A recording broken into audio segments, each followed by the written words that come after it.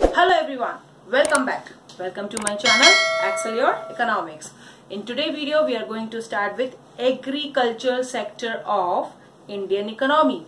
In my previous two videos I have started with Indian economy and I discussed with you the era of Britishers in our country when they enter into our country and the key features of Indian economy on the eve of independence. Now we are going to discuss the section that is idiot.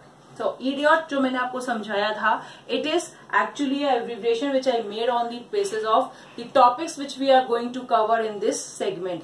Like I told you earlier also, I stand for here industries, D demography, infrastructure, occupation, agriculture and trade, यानी foreign trade of India at that time, right? तो before we start, हमने आपको पहले बताया था कि अब हम आज से जो पहला हमारा टॉपिक शुरू हो रहा है वो एग्रीकल्चर है. तो एग्रीकल्चर को भी थोड़ा रिदमिक इंट्रोडक्शन दे दूं मैं, हो जाए एक बार और. Yes, so let's begin here.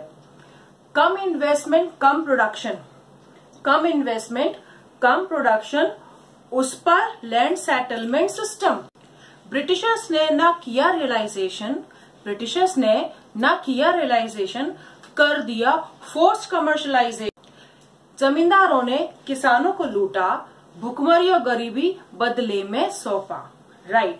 तो इन 6 लाइन में आपको एक ग्लिम्पिश तो मिल ही गया होगा कि हम आज के टॉपिक में क्या डिस्कस कर रहे हैं.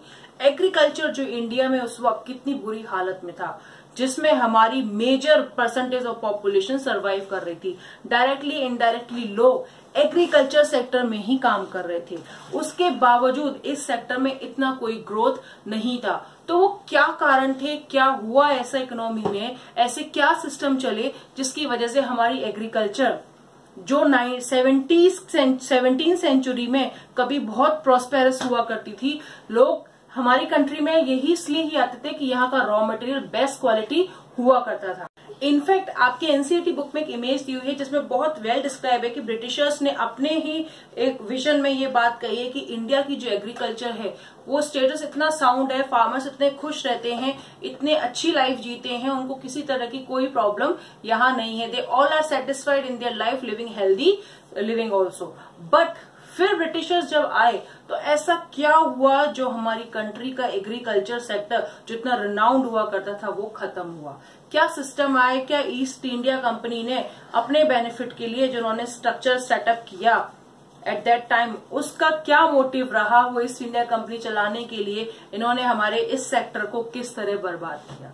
So before we start with the session, just subscribe my channel and share with your friends as well to get time to time notification and also help me in this way of growth, right? So here we'll start. Now in today's topic we are going to discuss the agriculture sector, the first part of idiot, that is A.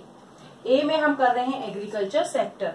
तो पहले हम समझ लें कि agriculture थी कैसी और उसको कैसा हमने बनाया. हमने नहीं, मीन्स ब्रिटिशर्स ने. So here the first, our economy was known as agrarian economy. Why? Because हमारी कंट्री का मेजर प्रोडक्शन सेक्टर जो था वो एग्रीकल्चर ही था. ज्यादातर लोग गांव में रहते थे, विलेजर्स बहुत थे, क्योंकि हमारी कंट्री को उस टाइम पे रूरल इंडिया ही कहा जाता था, क्योंकि majority of population rural area में थी और उनका प्राइमरी ऑक्यूपेशन क्या था, agriculture. Whether they are engage directly और इनडायरेक्टली, मतलब उनसे ही रिलेटेड एक्टिविटीज वो किया करते थे. Second point here for agriculture or Indian economy, that is 85% of population was dependent. किस पे डिपेंडेंट थी? एग्रीकल्चर की ही अलायंस एक्टिविटी और एग्रीकल्चरल एक्टिविटी पे, यानी प्रोडक्शन और उससे रिलेटेड एक्टिविटीज पे 85% population was engaged at that time. Right. Third feature is not self-sufficient in food grain and raw material to industrial sector. तो ये तीसरा फीचर था एग्रीकल्चर का उस टाइम पे 1947 और at the time of independence, कि हमारी कंट्री में जो फूड सप्लाई थी, फूड ग्रेन के टर्म्स में हम बात करें, प्रोडक्शन ऑफ एग्रीकल्चर, वो सेल्फ सफिशिएंट नहीं था. क्यों नहीं था, क्यों हमारी इंडस्ट्रीज को रॉ मटेरियल नहीं मिल पा रहे थे, ये सारे हमारे बेसिक फीचर्स थे एग्रीकल्चर के. इसका कारण क्या था, क्यों हमारा एग्रीकल्चर जो 17th सेंचुरी में इतना ज्यादा रिनाउंड था, इतना ज्यादा पॉपुलर था कि लोग खुश रहते थे, अपने लिए प्रोडक्शन करते, खाते पीते, जो थोड़ी बहुत कैश क्रॉप प्रोड्यूस करते थे वो भी वो अपने लाइवलीहुड के लिए यूज कर ले. तो ये 3 फीचर थे एग्रीकल्चर सेक्टर के उस वक्त. एक तो हमारी एग्रेरियन इकोनॉमी कही जाती थी, 85% पॉपुलेशन एग्रीकल्चर सेक्टर पे ही डिपेंडेंट था। तीसरा, we were not self sufficient in production of food grain, जबकि 17वीं सेंचुरी में ये स्टेटमेंट हमारे कॉलोनियल गवर्नमेंट का कि इंडियन इकोनॉमी में जो सबसे मेन सोर्स ऑफ लाइवलीहुड है वो एग्रीकल्चर सेक्टर ही है, और उसमें लोग बहुत खुश थे, बहुत अच्छा प्रोडक्शन करते थे, कैश क्रॉप भी प्रोड्यूस होती थी, बट वो अपने खुद के लिए ही कंज्यूम कर लेते थे। मींस इतनी कोई प्रॉब्लम नहीं थी, एग्रीकल्चर बहुत रिनाउंड थी, लोग खुश थे और अच्छी प्रोडक्टिविटी थी, बहुत अच्छा प्रोडक्शन था 17वीं सेंचुरी टू 18वीं सेंचुरी। बट फिर ऐसा क्या हुआ जो हम इन 3 प्रॉब्लम में फंस गए, जो हम सबसे मेन की तीसरी प्रॉब्लम हमारी कंट्री में आ गई। तीसरी जो स्पेसिफिक फीचर बन गया एग्रीकल्चर सेक्टर का, that was not self sufficient in food grain. क्यों हुआ ऐसा कि रॉ मटेरियल भी सप्लाई नहीं हो पाया इंडस्ट्रीज के लिए? तो इन सब के पीछे का कारण जानने के लिए हम डिस्कस करते हैं reasons behind agricultural stagnant, agriculture के पिछड़ापन होने का कारण ड्यूरिंग ब्रिटिश पीरियड। क्यों पिछड़ गई हमारी एग्रीकल्चर? सबसे पहला, लो प्रोडक्टिविटी एंड लो प्रोडक्शन। तो एग्रीकल्चर सेक्टर का जो पहला की फीचर था उस टाइम पर, लो प्रोडक्टिविटी, लो प्रोडक्शन। क्यों? क्योंकि क्या था, 85% पॉपुलेशन डिपेंडिंग थी किस पर? एग्रीकल्चर डायरेक्ट और इनडायरेक्ट एक्टिविटी पर, जिसकी वजह से प्रेशर ऑफ पॉपुलेशन तो ज्यादा हो गया, बट उसके अगेंस्ट प्रोडक्शन कम हो गया।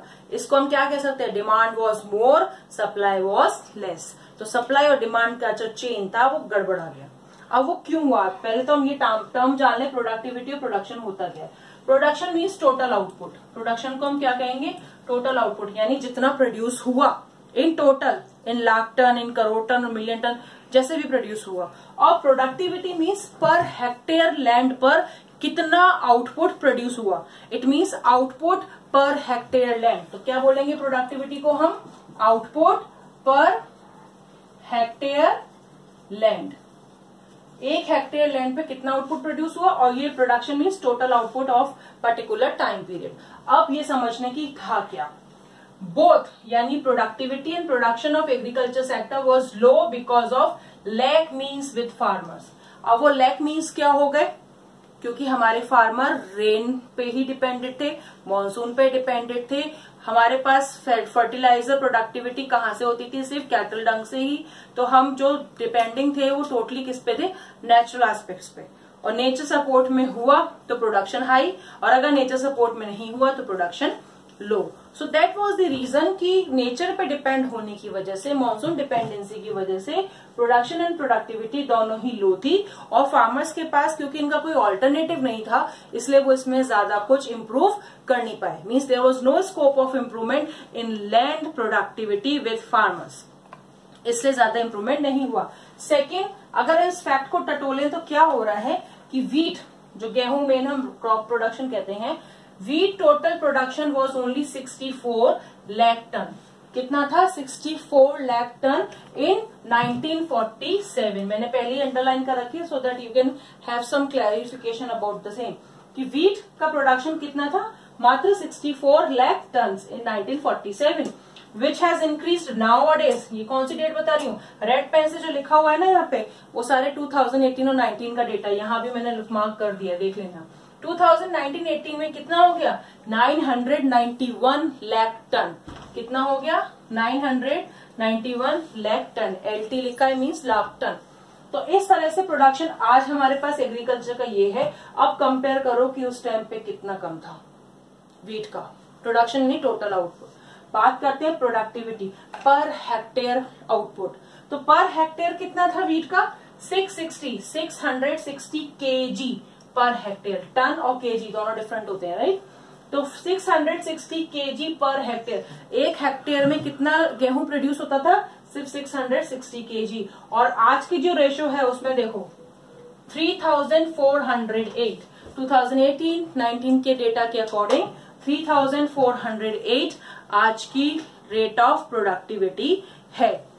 राइस का अगर हम यहाँ लें तो राइस प्रोडक्शन 1947 में 220 लाख टन, क्योंकि पहले हम जानते हैं बंगाल जो यहाँ पे ईस्ट इंडिया कंपनी की कैपिटल बनाया गया, बंगाल जो स्टेट था, वहीं से हम मेजरली मानते हैं कि ब्रिटिशर्स हमारी कंट्री में आए और उसी एरिया को उन्होंने पहले पकड़ा। बंगाल कहाँ है? कोस्टल रीजन पे। तो ब्रिटिशर्स का पहला टारगेट कोस्टल रीजन ही था, क्योंकि वहां पे प्रोडक्टिविटी हाई है, हाई थी, राइट। तो राइस प्रोडक्शन भी हाई होता था, तो rice production compare to wheat ज्यादा है एट दैट टाइम, बट आज के रेशियो से अगर हम कंपेयर करें तो कितना है 1156।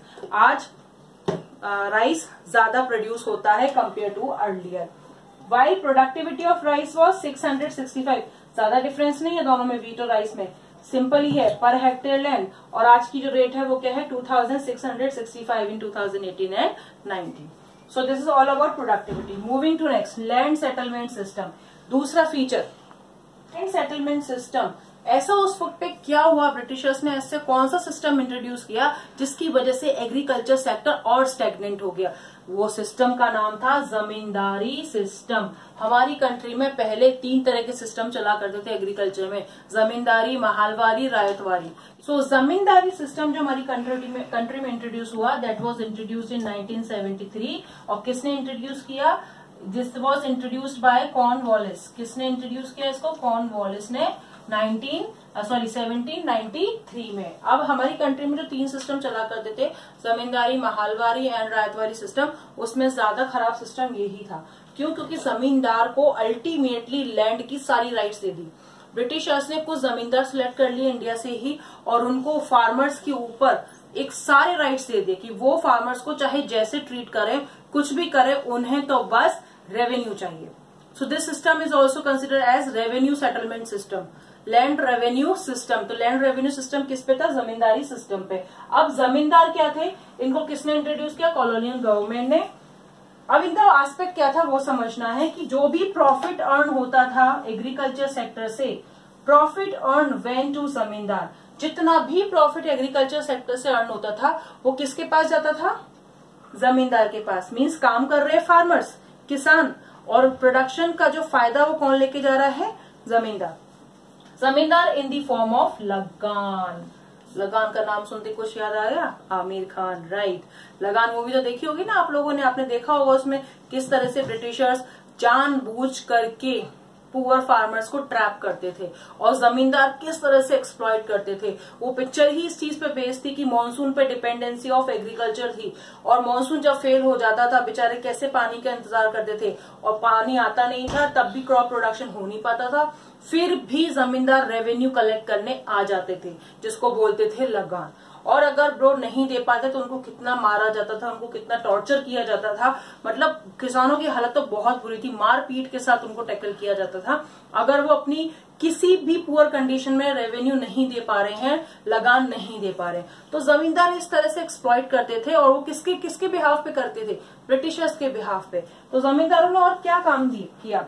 अगर किसी ने लगान मूवी नहीं देखी ना, तो आई मस्ट से कि तुम्हें जरूर देखनी, एक बार तो देखना, क्रिकेट मैच के लिए नहीं बट फार्मर्स की रियल कंडीशन समझने के लिए, ठीक है। तो इसमें उनका एक्चुअली एस्पेक्ट क्या था, जमींदारों का मेन एम था वॉज टू कलेक्ट द लगान यानी revenue irrespective of economic condition of poor farmers. गरीब फार्मर की क्या कंडीशन है, वो कितना कमा रहे हैं, सही चल भी रहा है कि नहीं, उन्हें इससे कोई लेना देना नहीं। हर महीने जो भी टाइम डिसाइड करती थी ब्रिटिशर, उस टाइम पे फिक्स्ड अमाउंट जो ब्रिटिशर्स ने डिसाइड किया वो जमींदार लेने के लिए फार्मर्स के पास आ जाते थे। चाहे प्रोडक्शन हुआ चाहे न हुआ, चाहे उनके घर में कोई मरा है, जी रहा है या किसी भी हालत में है, उनको तो टैक्स लेना है, लगान लेना है। तो बिना किसी इकोनॉमिक कंडीशन को ध्यान में रखते हुए ये टैक्स कलेक्ट करते थे, लगान कलेक्ट करते थे।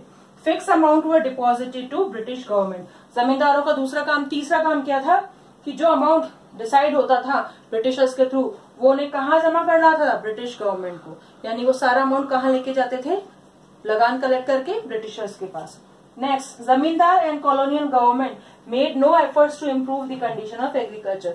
इतना रेंट कलेक्ट होने के बावजूद कभी भी ना तो जमींदारों ने और ना ही ब्रिटिश गवर्नमेंट ने कोई एफर्ट लगाए कि वो एग्रीकल्चर की जो इतनी खराब कंडीशन है, जो मॉनसून पे डिपेंड है, उसका कोई ऑल्टरनेटिव ढूंढा जाए, या फर्टिलिटी के लिए कोई इम्प्रूवमेंट किया जाए, कोई टेक्निक लाई जाए, या कुछ भी उसमें एनहेंस किया जाए जिससे productivity in agriculture can increase, जो बहुत ज्यादा लो थी, right.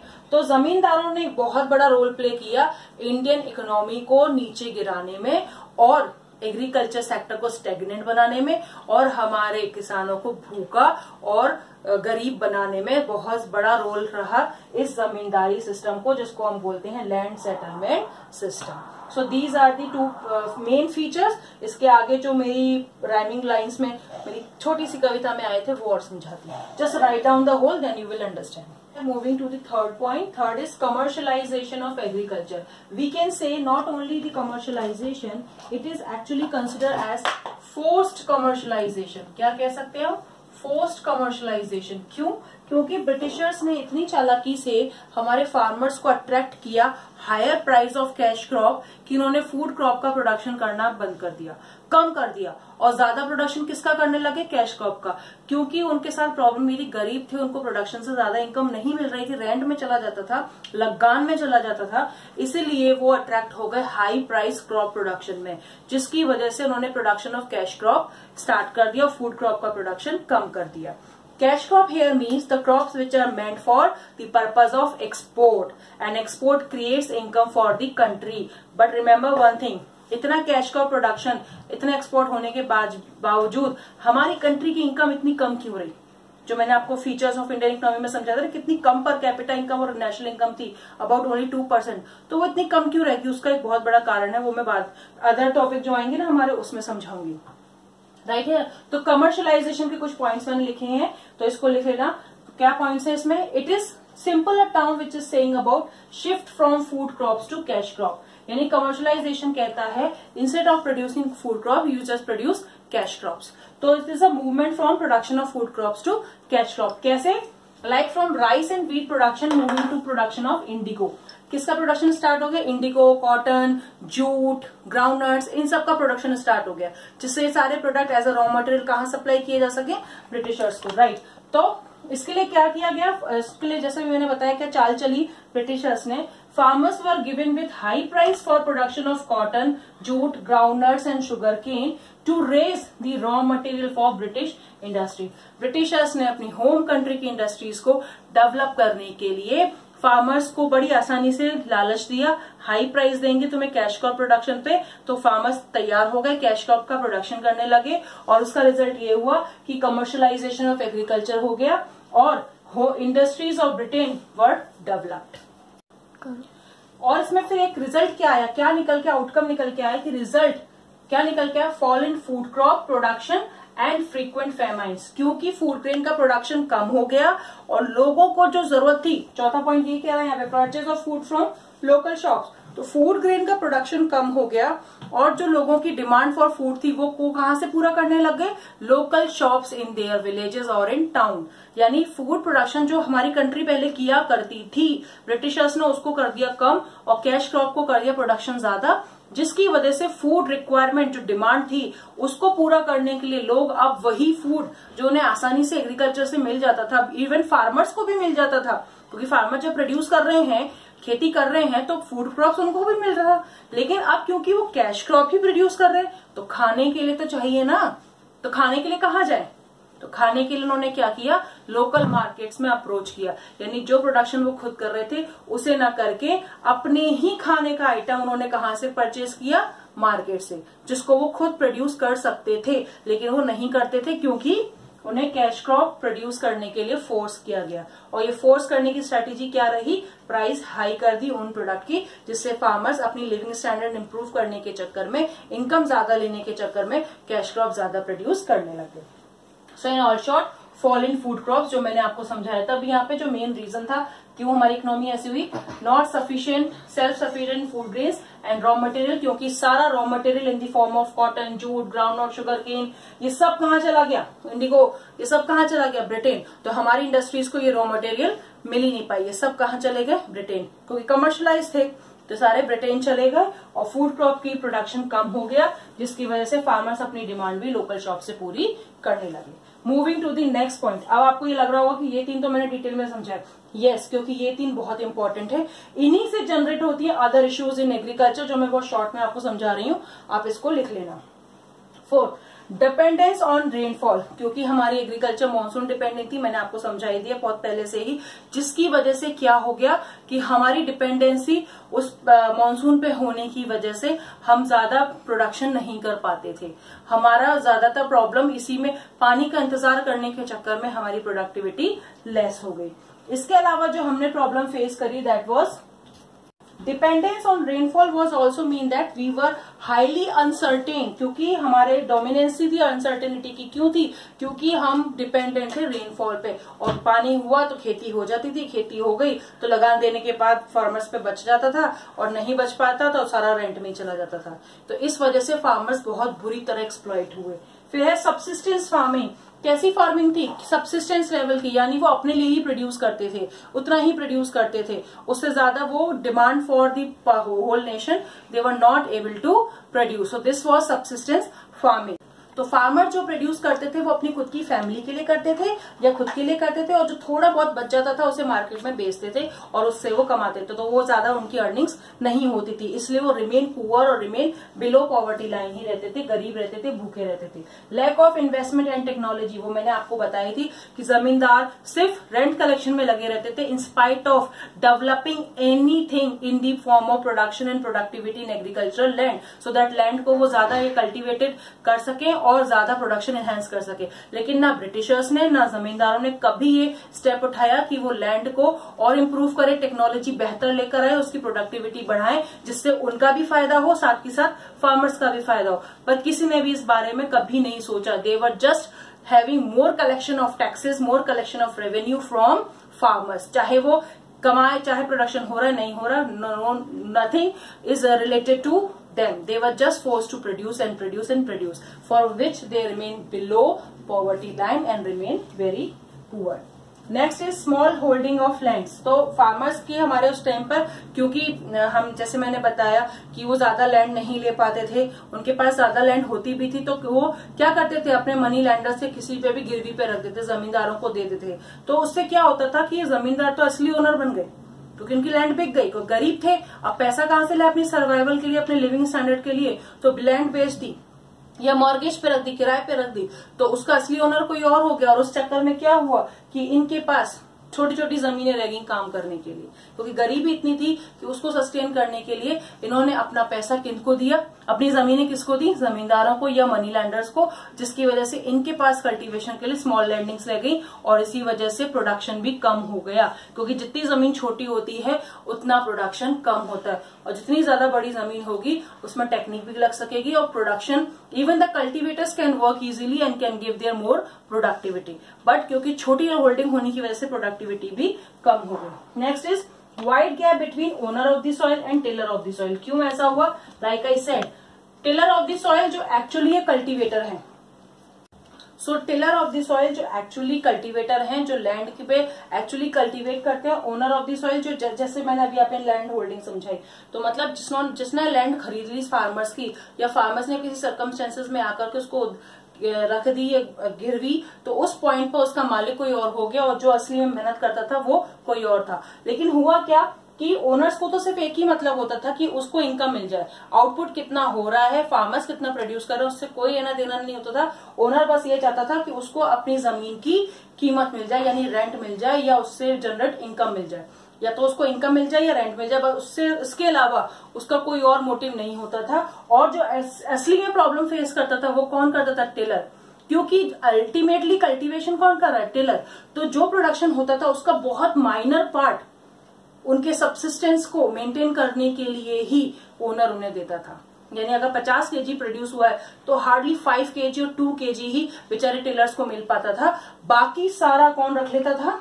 Owner of the soil, जो उसको बेच करके उससे इनकम कमाता, और रेंट जो भी फॉर्म होते थे उस टाइम पे, जिस तरह के पेमेंट और इनकम इश्यूज चलते थे, उन सबसे वो अपना फायदा करता था। तो इससे क्या हो गया? एक गैप बन गया, बहुत बड़ा गैप बन गया, किसमें? ओनर और टिलर। यानी relationship between rich and poor farmer was very bad. Relationship between owner and the tiller of the soil was not good. They were not treating them each other well, especially the owner. They were treating tiller of the soil in any ways. और ये सब आपने देखा होगा, कई movies देखी होंगी, किस तरह से फार्मर्स को टॉर्चर किया जाता था, मारा जाता था, जबरदस्ती उनसे काम कराया जाता था, चाहे उनकी हेल्थ उनको अलाउ करे काम करना, चाहे इकोनॉमिक कंडीशन अलाउ करे ना करे, चाहे नेचर उनको सपोर्ट करे ना करे, बट उन्हें काम करना था, फोर्सफुली प्रोडक्शन करना होता था, चाहे उनको इनकम मिले, चाहे खाना मिले, चाहे उनके बदले में उनको किसी भी तरह का सपोर्ट ऑफ फूड मिले। इससे ब्रिटिशर्स ने, जमींदारों ने कभी इन चीजों में कोई इंटरेस्ट नहीं लिया। They were just exploiting our farmers and our agriculture sector. So these were the features of agriculture sector during British period. आपको अब समझ में आ रहा होगा किस तरह की एग्रीकल्चर सेक्टर थी हमारी और आज जो हम हैं उसमें बहुत बड़ा डिफरेंस है। और ये सब क्यों हुआ, कैसे हुआ, ये सब हमने यहाँ समझ लिया कि ब्रिटिशर्स ने किस तरह हमारी एग्रीकल्चर सेक्टर पे ही पहले अटैक किया और उसको स्लोली डिस्ट्रॉय कर दिया। अब आपको मेरी पोयम का रियल मीनिंग समझ में आ गया होगा। So that's all for today. I hope you all have understood today's session. Bye bye.